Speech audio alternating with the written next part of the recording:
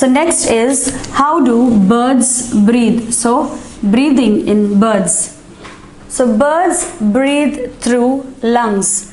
They have small holes known as nares on both sides of their beaks in order to inhale air. So if you have a closer look at a bird, you will find two small holes on either side of its beak, and those holes are used for it to inhale air. So talking about breathing in birds, birds breathe through their lungs and they have small holes called nares on both sides of their beaks to inhale air. Next is the breathing in mammals. Mammals breathe through the nose. A pair of lungs is their respiratory organ. Water mammals like your whale and dolphin also possess a pair of lungs. So they cannot breathe underwater and have to come up to the surface of water to breathe. So talking about breathing in mammals, mammals breathe through the nose. A pair of lungs is their respiratory organ. Water mammals like your whale and dolphin also possess a pair of lungs. So they cannot breathe underwater and have to come to the surface to breathe. Instead of nostrils, they have blowholes for breathing. When they breathe in oxygen from the air, air enters through their body through a blowhole. So talking about the breathing in birds, we see birds breathe through lungs and they have small holes known as nares on either sides of their beaks to inhale air. Moving on to breathing in mammals. So we see that mammals breathe through the nose and they have a pair of lungs which is their respiratory organ. Water mammals like your whale and dolphin also possess a pair of lungs, so they cannot breathe underwater and instead they have to come to the surface of water to breathe. And instead of nostrils, they have blowholes for breathing.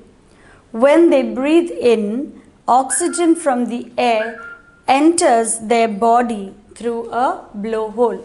So we see that instead of the presence of nostrils, they have a blowhole. And when they breathe in, the oxygen that is present in the air enters their body through a blowhole. So water animals like your whales and dolphins, they don't have nostrils. Instead, they have the presence of a blowhole. So when they breathe, the oxygen present in the air enters their body through a blowhole. When they breathe out, carbon dioxide leaves the body through the blowhole along with water. So when they breathe in, oxygen enters their body through the blowhole, and when they breathe out, carbon dioxide leaves the body through the blowhole along with water. Next is your feeding habits in animals. So how do animals eat? All living things need food to grow, to get energy and to stay healthy. Different animals eat different types of food. Their body and mouth parts are suitable for the food they eat. So talking about feeding habits in animals, we see that all living things need food to grow, to get energy and to stay healthy. Different animals eat different types of food. Their body and mouth parts are suitable for the food they eat.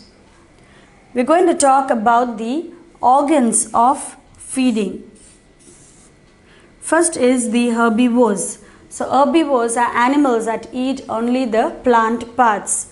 So herbivores like your goats and horses have sharp front teeth or incisors for cutting the plants. They also have strong and broad molars for chewing. So talking about the herbivores, we see that animals like your goats and horses have sharp front teeth or incisors that are used for cutting the plants. They also have strong and broad molars for chewing. Next is your rodents. Rodents like your rabbits and squirrels have long and sharp front teeth to gnaw the seeds and fruits.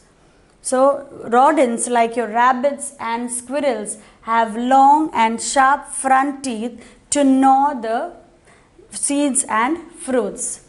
So talking about the feeding habits in animals, we see that all living things need food to grow, to get energy and to stay healthy. And different animals eat different types of food. Their body and mouth parts are suitable for the food they eat. Moving on to the organs of feeding, we see that your herbivores like your goats and horses have sharp front teeth or incisors for cutting the plants. They also have strong and broad molars for chewing. Rodents like your rabbits and squirrels have long and sharp front teeth to gnaw the seeds and fruits.